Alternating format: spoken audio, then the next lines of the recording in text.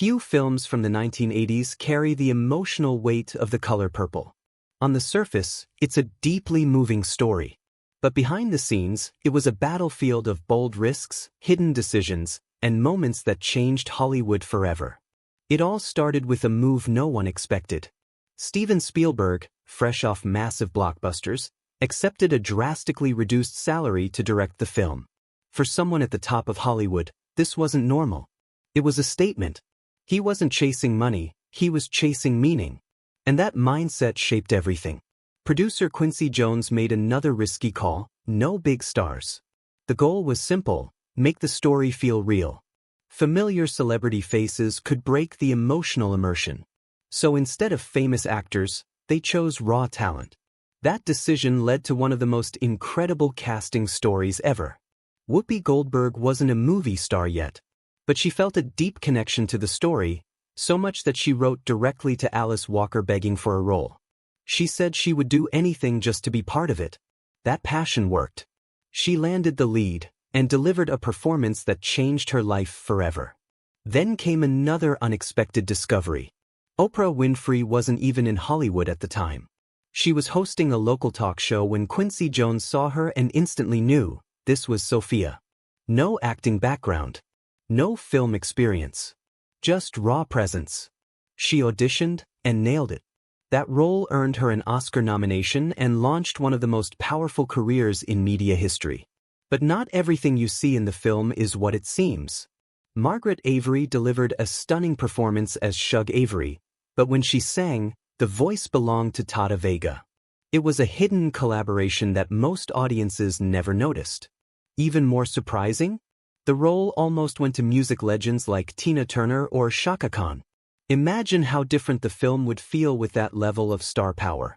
But once again, the filmmakers chose authenticity over fame. Ironically, while casting unknowns worked artistically, it created a strange marketing reality.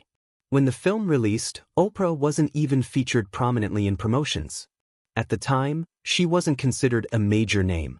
But history would flip that narrative completely. Behind the scenes, the real creative force remained Alice Walker. She didn't step back after selling her novel, she stepped in. She pushed for diversity behind the camera, making sure the story was shaped by voices that truly understood it. She even worked directly with actors, guiding their dialogue so it sounded authentic, not like a Hollywood version of reality. That level of involvement from an author was almost unheard of. Still, adapting the story wasn't easy. The screenplay had to compress a deeply emotional, letter-based novel into a cinematic structure. Entire subplots were trimmed. Characters were simplified. And one of the most debated decisions was softening the romantic relationship between Celie and Shug. It wasn't removed, but it was toned down. To avoid a restrictive rating and reach a wider audience. A decision that still sparks debate today. But what really makes this film fascinating is how much of it was built from scratch. The story is set in rural Georgia, but most of it wasn't filmed there at all. The production moved to North Carolina and completely transformed the landscape to match the time period. A real church wasn't just used, it was physically moved to fit a scene perfectly. And that beautiful purple flower field? It wasn't natural. It was planted months in advance, timed perfectly to bloom during filming. A visual symbol, carefully engineered. Even the seasons were fake.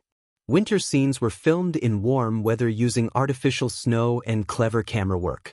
Actors had to perform as if they were freezing, while standing in heat.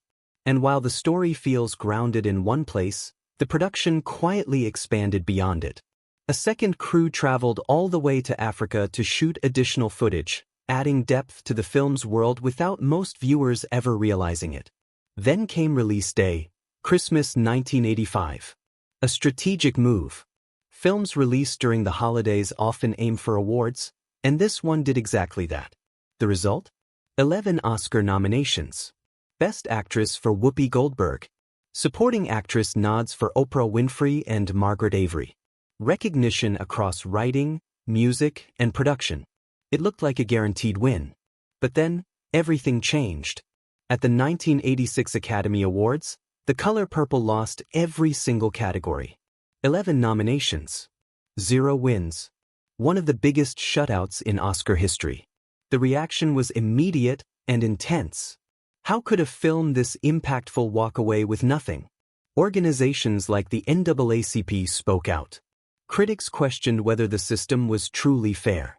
Was this just coincidence, or something deeper? At the same time, another debate was already unfolding. Some praised Spielberg's direction.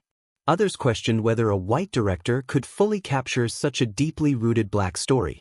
The film became more than entertainment. It became a cultural conversation.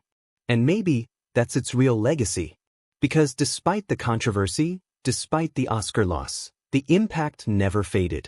The story continued, on Broadway, in new adaptations, and in ongoing discussions about representation in Hollywood.